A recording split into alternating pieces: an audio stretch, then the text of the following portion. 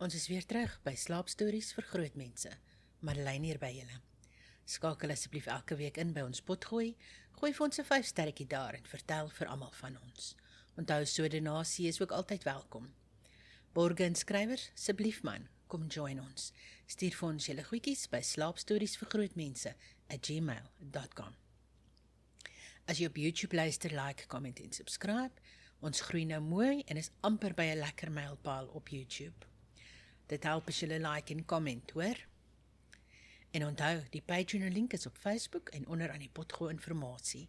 Onthou ook asseblief om heel onder aan die Spotify episodes vir ons 'n kommentaar te gaan gooi.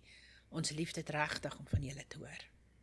Kom nou mensies, word 'n droomwandelaar vir net $1 'n maand en kry 'n shout-out, 2 eksklusiewe episodes elke maand, vroeg toegang tot alle nuwe episodes en ou en nuwe episodes advertensievry. Vir minder as die prys van 'n brood kan jy so lekker luister. En daar is meer as 100 ou episodes advertensievry net vir julle genot.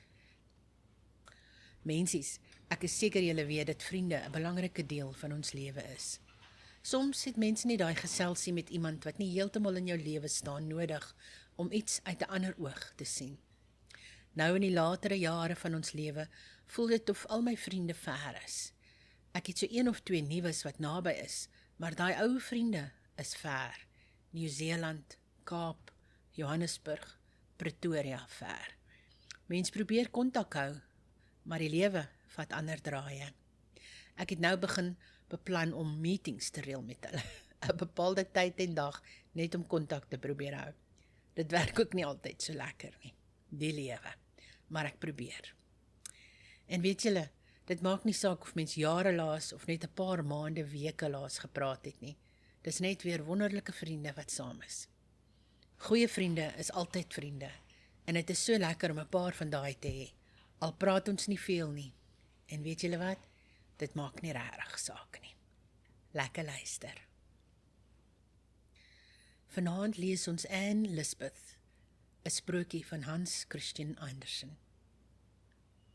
Anne Lisbeth was 'n pragtige jong vrou met 'n rooi en wit gelaat, blinkende wit tande en helder sagte oë, en haar voetstappe was lig in die dans, maar haar gemoed was nog ligter. Sy het 'n klein kindjie gehad, glad nie mooi nie. So hy is uitgeplaas om versorg te word deur 'n arbeider se vrou, en sy moeder het na die graaf se kasteel gegaan. Sy het in pragtige kamers gesit, ryklik versier met sy en fluweel. Nie 'n asemtug van lug was toegelaat om op haar te blaas nie, en niemand was toegelaat om hardhandig met haar te praat nie, want sy was die verpleegster vir die graaf se kind. Hy was blank en teer soos 'n prins, en mooi soos 'n engel, en hoe het sy hierdie kind liefgehad? Haar eie seun is voorsien deur om by die arbeider te wees, waar die mond meer gereeld gewater het as wat die pot gekook het, en waar oor die algemeen niemand by die huis was om na die kind om te sien nie. Dan sou hy huil, maar wat niemand weet nie, gee niemand voor om nie. So hy sou huil totdat hy moeg was, en dan aan die slaap raak. En terwyl ons slaap, kan ons nie honger of dors voel nie.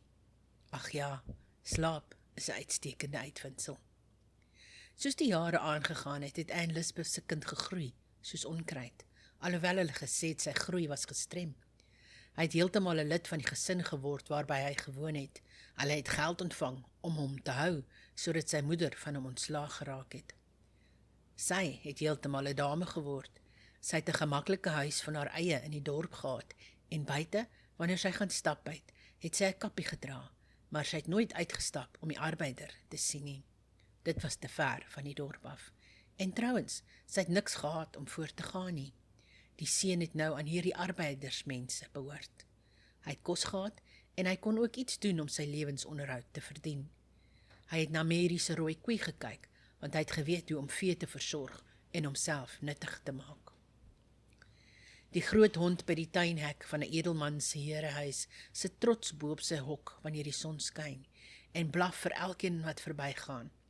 Maar as dit reën, kruip hy in sy huis, en daar is hy warm en droog. Anne Lisbeth se seun het ook in die sonskyn bo op die heining gesit en 'n klein speelding uitgekerf. As dit lentetyd was, het hy van 3 arbeiplante geweet wat blom gedra het, wat sekerlik vrugte sou hê. Dit was sy mees hoopvolle gedagte, alhoewel dit dikwels tot niks gekom het nie. En hy moes buite in die reën sit in die ergste weer en nat word tot op die vel en die koue wind die klere op sy rug laat droog maak daarna.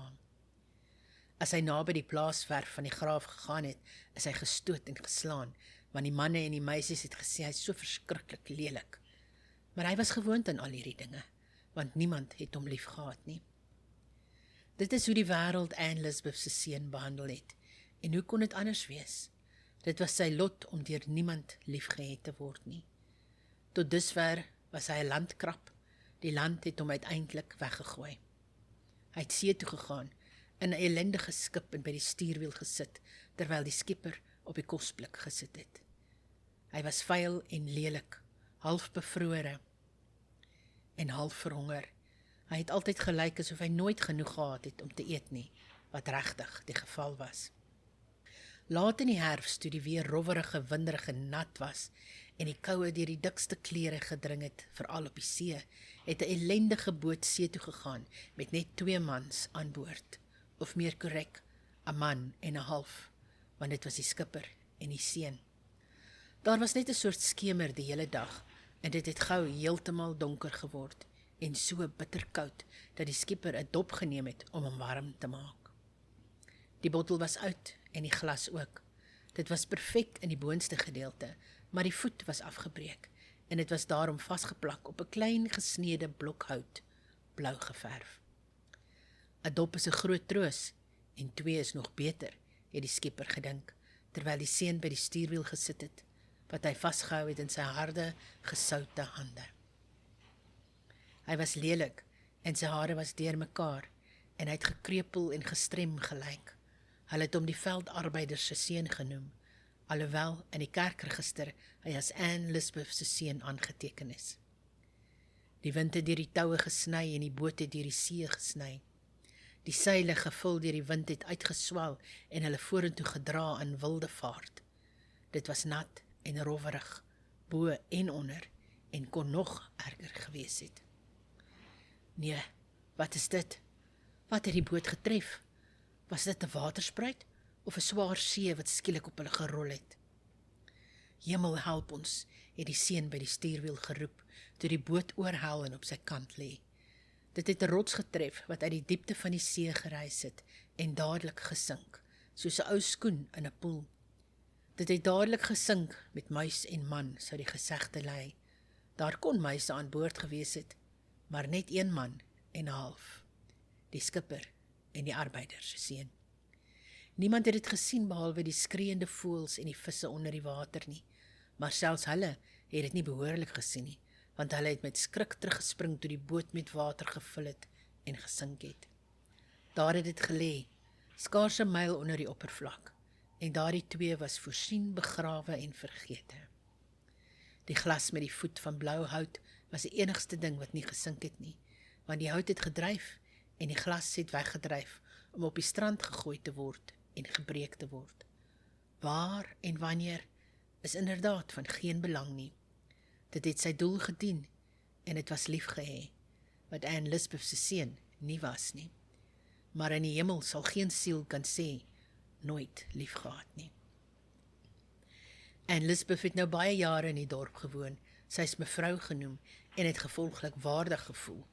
Sy het die ou adelike dae onthou waarin sy in die wa gery het en met grafinne en baronesse omgegaan het. Haar pragtige edelkind was 'n liewe engel en het die vriendelikste hart besit. Hy het haar so baie lief gehad en sy het hom terug lief gehad. Hulle het mekaar gesoen en lief gehad en die seun was haar vreugde, haar tweede lewe.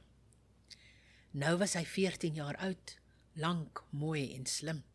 Sy het hom nie gesien sedert sy hom in haar arms gedra het nie. Sy was ook nie vir baie jare by die graaf se paleis nie. Dit was 'n hele reis daarheen vanaf die dorp. Ek moet 'n poging aanwend om te gaan, het Anne Lisbeth gesê, om my geliefde te sien, die graaf se soetkind, en om teen my hart te druk. Sekerlik moet hy ook verlang om my te sien, die jong graaf. Ongetwyfeld dink hy aan my en het my lief, soos in daardie dae toe hy sy engelarms om my nek sou gooi en Anne Lis sou lisp. Dit was musiek vir my ore. Ja, Ek moet 'n poging aanwend om hom weer te sien. Sy het oor die land gery in 'n veeboer se wa en toe uitgeklim en haar reis te voet voortgesit en so die graaf se kasteel bereik. Dit was so groot en fantasties as wat dit altyd was en die tuin het dieselfde gelyk soos altyd. Al die diensknegte was vreemdelinge vir haar, nie een van hulle het Anne Lisbeth geken nie, nog van watter belang sy eens daar was nie. Maar sy het seker gevoel dat die grafin hulle gou sou laat weet, en haar liewe seun ook. Hoe het sy verlang om hom te sien? Nou dat Anne Lisbeth by haar reis se einde was, is sy lank laat wag, en vir diegene wat wag, gaan tyd stadig verby. Maar voor die belangrike mense ingegaan het om middagete te eet, is sy ingeroep en baie genadiglik toegespreek. Sy moes weer ingaan na middagete, en dan sou sy haar soet seun weer sien.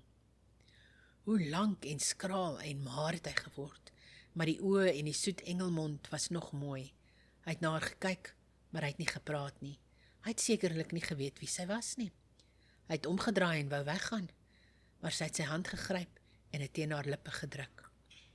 Wel, het hy gesê, en daarmee het hy uit die kamer gestap. Hy wat haar elke gedagte gevul het, hy wat sy die meeste lief gehad het en wat haar hele aardse trots was. Anne Lisbeth het uit die kasteel na die openbare pad gegaan, treurig en hartseer.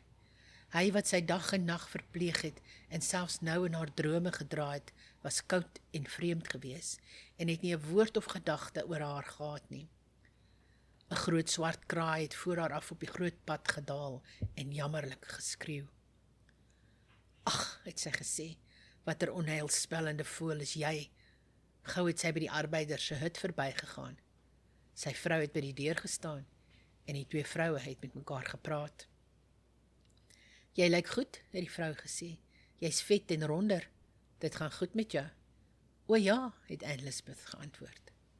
Die boot het met hulle gesink, het die vrou voortgegaan.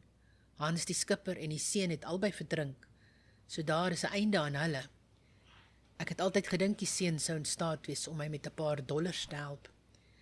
Hy gaan jou nou niks meer kos nie, Anne Lisbeth. So hulle het verdrink, het Anne Lisbeth herhaal, maar sy het nie meer gesê nie, en die onderwerp is laat vaar. Sy het baie neerslagtig gevoel, omdat haar graafkind geen geneigtheid getoon het om met haar te praat nie. Sy wat hom so goed lief gehad het, en wat so ver gereis het om hom te sien. Die reis het ook geld gekos, en sy het geen groot plesier daarvan gehad nie. Tog het sy nie 'n woord van al hierdie dinge gesê nie. Sy kon nie haar hart verlig deur vir die arbeidersvrou te vertel nie. Anders sou laasgenoemde dink sy geniet nie haar vorige posisie by die kasteel nie. Toe vlieg die kraai oor haar, weer skreeuend. Die swart ellendeling, het Anne Lisbeth gesê. Hy sal my uiteindelik vandag bang maak. Sy het koffie en suiker saamgebring, want sy het gedink dit sou 'n liefdadigheid wees vir die arm vrou, om dit aan haar te gee, om 'n koppie koffie te kook, en dan sou sy self 'n koppie neem. Die vrou het die koffie voorberei, en intussen het Anne Lisbeth in 'n stoel gaan sit en aan die slaap geraak. Toe droom sy van iets wat sy nog nooit tevore gedroom het nie. Vreemd genoeg het sy van haar eie kind gedroom, wat geween en honger in die arbeiders se hut sit, en geslaan is in hitte en in koue, en wat nou in die diepte van die see lê, in die plek net deur God geken. Sy het gedink sy sit nog steeds in die hut, waar die vrou besig was om die koffie voor te berei, want sy kon die koffiebessies ruik wat rooster. Waarskynlik het dit vir haar gelyk asof daar op die drempel 'n pragtige jong vorm gestaan het, so mooi soos die graaf se kind, en hierdie verskyning het vir haar gesê, die wêreld vergaan, hou my vas, want jy is immers my moeder. Jy het 'n engel in die hemel, hou my vas. En die kindengel het sy hand uitgesteek en haar gegryp. Toe was daar 'n verskriklike kraak, asof 'n wêreld aan stukke stort, en die engelkind het uit die aarde gereis en haar by die mou so styf vasgehou, dat sy gevoel het sy word van die grond af opgelig. Maar aan die ander kant, iets swaar het aan haar voete gehang en haar afgetrek, en het gelyk asof honderde vroue aan haar vasklou en huil. As jy gered moet word, moet ons ook gered word. Hou vas, hou vas. En toe hang hulle almal aan haar, maar daar was te veel, en terwyl hulle vasklou, is die mou geskeur, en Anne Lisbeth het in skrik neergeval en wakker geword. Inderdaad was sy op die punt om in werklikheid oor te val van die stoel waarop sy gesit het, maar sy was so verskrik en ontsteld, dat sy nie kon onthou wat sy gedroom het nie, net dat dit iets baie verskriklik was.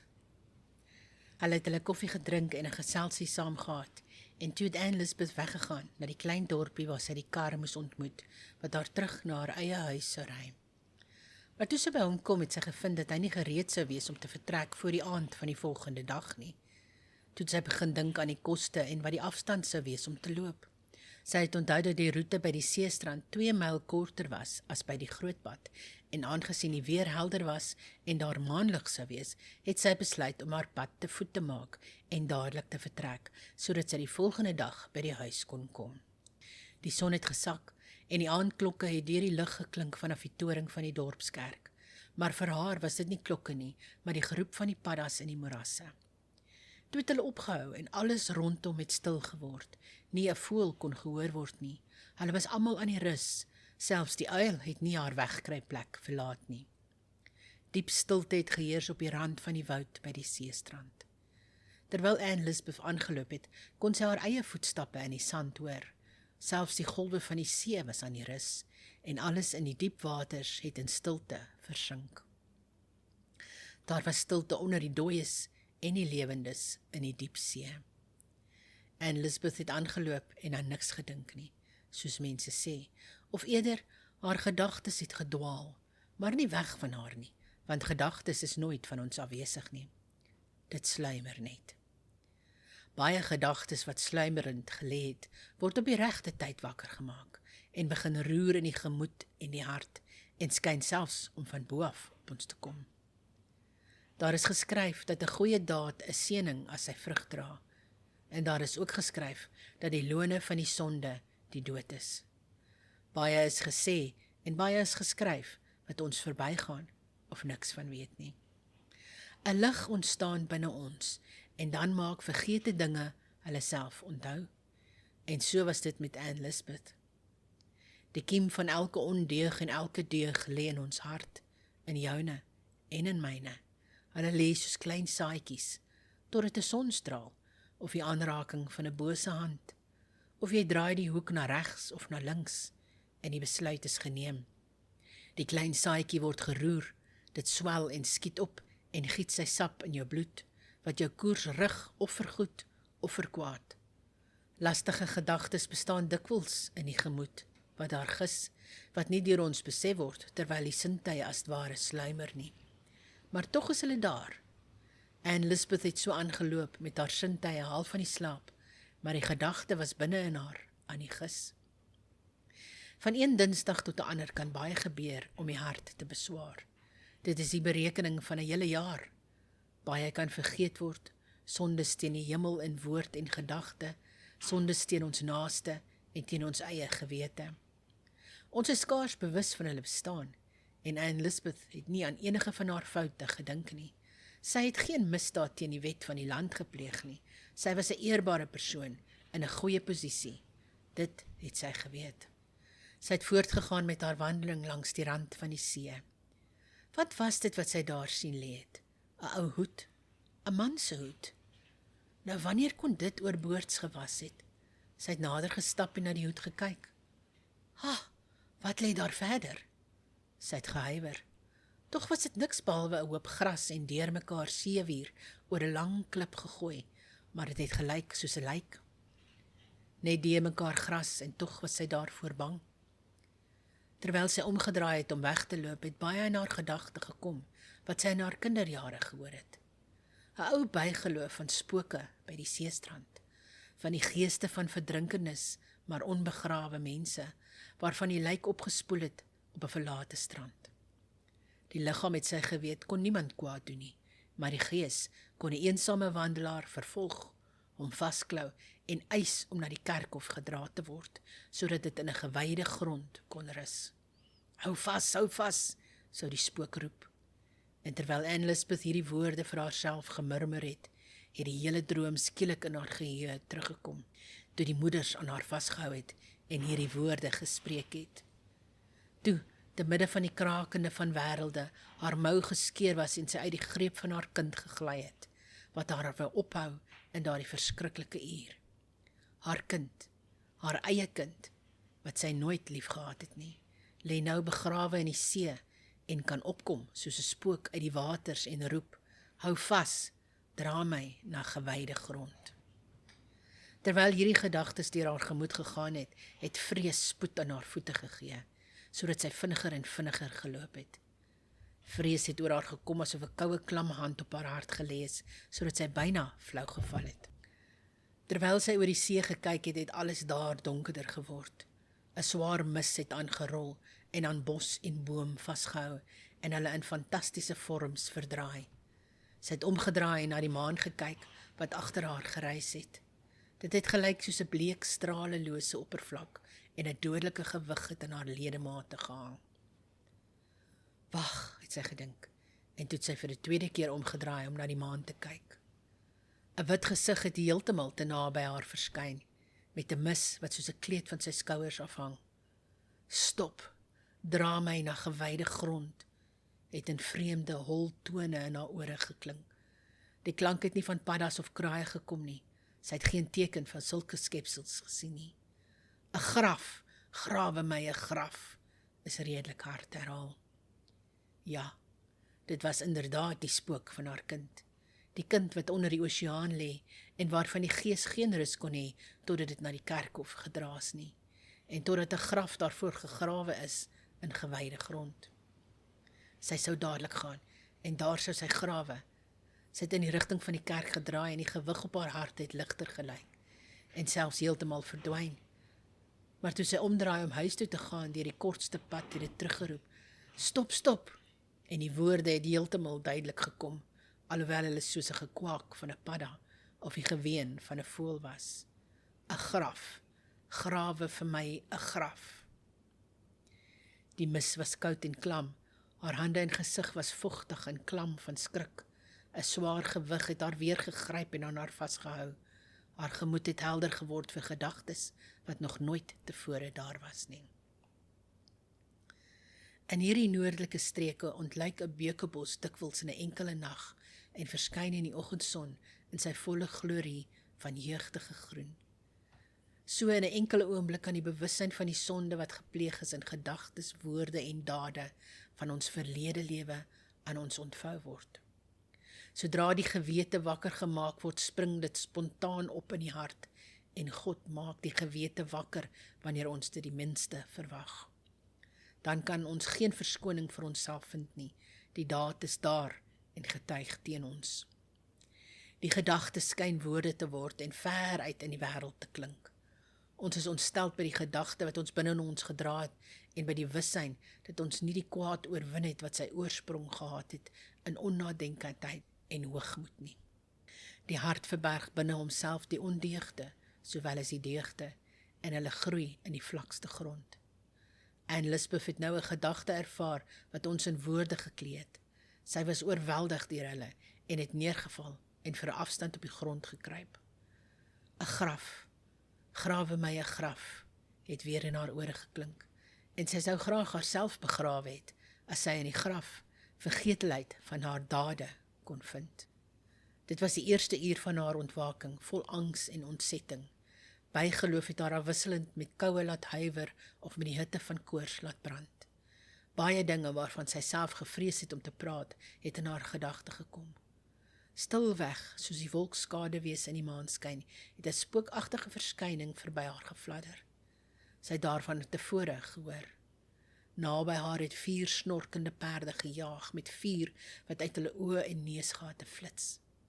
Hulle het 'n brandende wa gesleep en daar binne het die bose heer van die landgoed gesit, wat 100 jaar tevore daar geheers het. Die legende sê dat elke nag om 12:00 hy in sy kasteelwerf inry en weer uitry. Hy was nie so bleek soos die dooie mense nie, maar swart soos 'n kool. Hy het geknik en na Anne Lisbeth gewys en uitgeroep, hou vas, en dan kan jy weer in 'n edelman se wa ry en jou kind vergeet. Sy het haarself opgegaar en gehaas na die kerkhof, maar swart kruise en swart kraaie het voor haar oë gedans.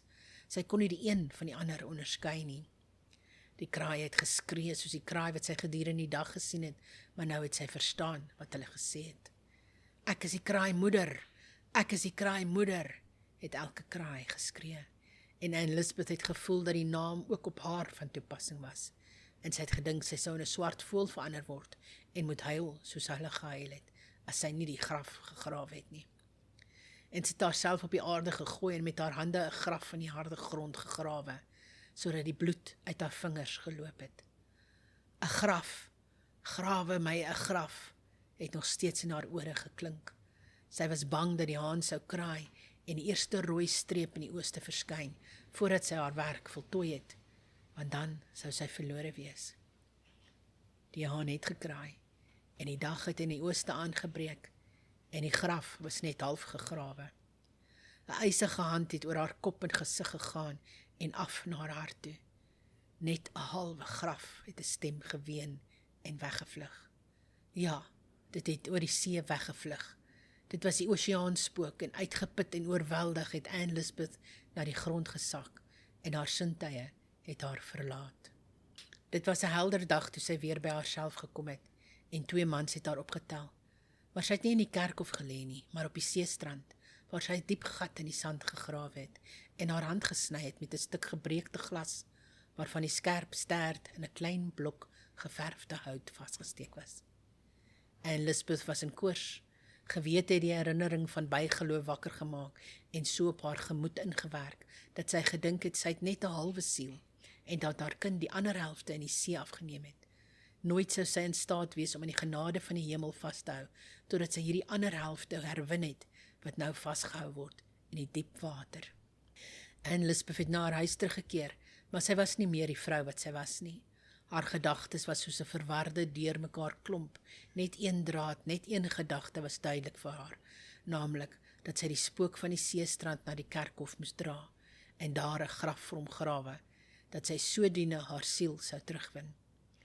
Baie 'n nag is sy by haar huis gemis, en is altyd op die seestrand gevind, waar sy op die spook gewag het. Op hierdie manier het 'n hele jaar verbygegaan, en toe verdwyn sy eendag weer, en kon nie gevind word nie. Die hele volgende dag gespandeer in 'n nuttelose soektog na haar. Teen die aand, toe die klerk die kerk binnegegaan het om die klok te lui, het hy by die altaar Anne Lisbeth gesien, wat die hele dag daar deurgebring het. Haar liggaamskragte was amper uitgeput, maar haar oë het helder geflits, en op haar wange was 'n rooskleurige blos. Die laaste strale van die ondergaande son het op haar geskyn, en oor die altaar geglinster op die blinkende blaaie van die Bybel, wat oopgelê het by die woorde van die profeet Joël: "Skeer julle harte, en nie julle klere nie, en bekeer julle tot die Here." Dit was net toevallig, het mense gesê, maar gebeur dinge toevallig? In die gesig van Anne Lisbeth, verlig deur die aanstondson, kon vrede en rus gesien word. Sy het gesê sy was nou gelukkig, want sy het oorwin. Die spook van die strand, haar eie kind, het die vorige nag na haar gekom en vir haar gesê: "Jy het my net 'n halwe graf gegrawe, maar jy het my nou vir 'n jaar en 'n dag heeltemal in jou hart begrawe. En dit is daar wat 'n moeder haar kind die beste kan wegsteek." En toe het hy haar verlore siel teruggegee en haar in die kerk gebring. "Nou is ek in die huis van God," het sy gesê, "en in daardie huis is ons gelukkig." Toe die son gesak het, het Anne Lisbeth se siel gereis na daardie geweste wat daar geen pyn meer is nie. En Anne Lisbeth se moeilikhede was verby. Lekker slaap.